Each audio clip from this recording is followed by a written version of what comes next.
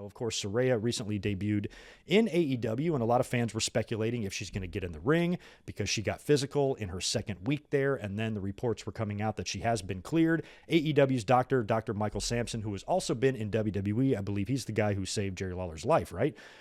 He has cleared her to wrestle.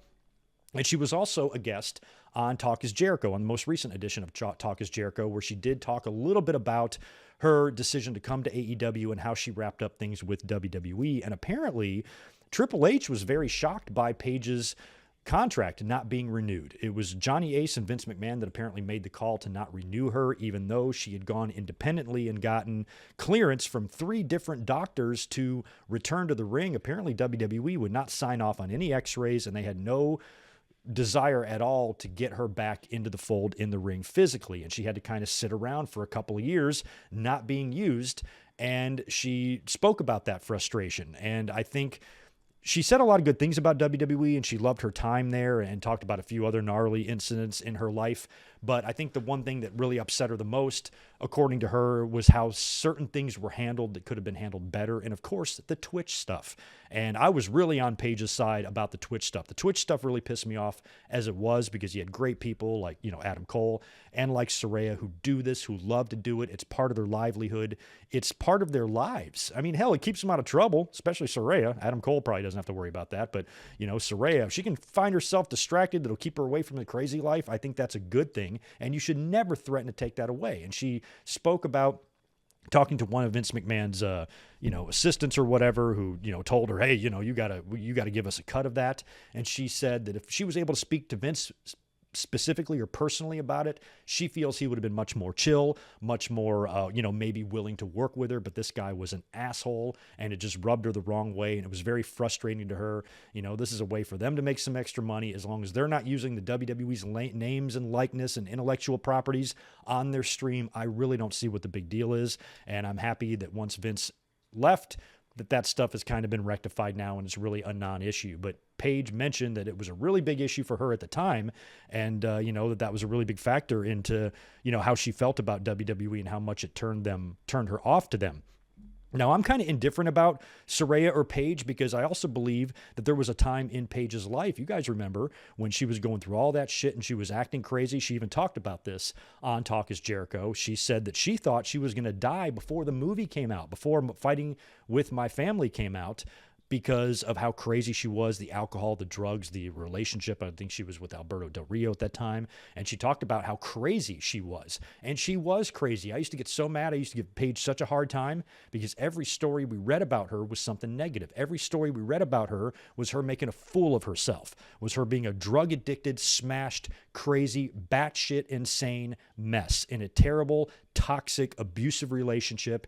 Everything she did publicly was a complete embarrassment. She got suspended a couple of times. I believe she should have been fired. I think if she was anybody else, she would have been. Because of the movie, I think it protected her a little bit.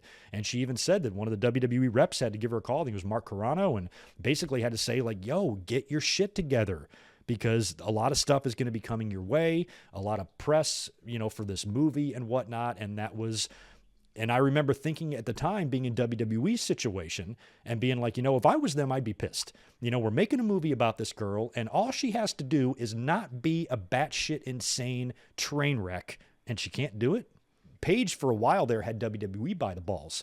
She had them in a situation where she could misbehave and do whatever she wanted. She was kind of unfireable at that time. So as much as I agree with Saraya's frustration, and as much as I think WWE are just putrid assholes for what they tried to do with that Twitch stuff, I also believe they gave Paige a lot of slack. And had it not been for that movie, I would have seen no reason to keep Paige around. Paige wasn't Stone Cold Steve Austin or a Rock or somebody of that level in the women's division. Yes, she was a big part of the women's division becoming what it is today. She began that whole trend, but I've always believed if Paige didn't begin it, somebody else would have. Paige wasn't the reason things changed. She just happened to be around when that Give Divas a Chance thing started. She was one of the early NXT recruits that was showing some promise. There was an actual wrestler. Yes, she was pretty and gorgeous and hot, but she could work as well, and that's what she's been training to do. She wasn't training to do bikini pillow fights. She was training to wrestle. So when she came in,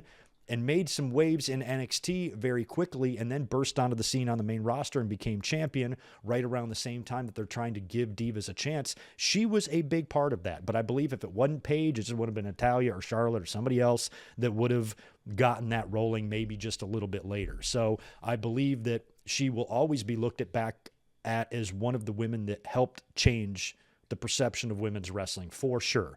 But I also don't believe that she was somebody that is too valuable to fire. She was good in the ring, had a great look. Everything about her was great, but your women's division would survive without her. You know what I mean? She'd be a great asset to any women's division, but she wouldn't single-handedly destroy a women's division by leaving. That's why I thought that had it not been for that movie, she would have been fired out on her ass, if you ask me. But she's since turned things around. She seems to be in a really good place. She seems to be happy, and she seems to be in a much better place than she was 3, 4, 5, 6, 7 years ago, and seems to have really grown. And hopefully her time in AEW can be successful, because if she's there to change things, if she's there to make changes in the AEW women's division, hasn't worked so far, because on Dynamite, I believe they gave the women, 8 minutes, 9 minutes, something like that. One women's match, one segment, tag team match on the whole show. So far, Saraya ain't changed shit in AEW, but we will see how she does. We just wish her the best, regardless of what happens. And I thought the story of Triple H really wanting to utilize her was pretty interesting, because I guess maybe, and I'm not saying this as a knock on Paige or Saraya, I do like her a lot. I just don't know if she brings the value that maybe Triple H or Tony Khan thinks she does. Like I said, she's a great asset or whatever, but she's also somebody that's got a lot of injury issues. You don't know what her future is going to be and that type of thing. And I don't even know if it would be worth bringing her in and getting her involved in something if I'm Triple H. So the fact that he had genuine interest in her, making her a GM again, or being a manager or whatever he wanted, apparently had wanted to use her in that way, and was shocked that they chose to let her walk out the door. But anyway, best of luck to Saraya as she continues her AEW run. Should be fun to see how all that plays out.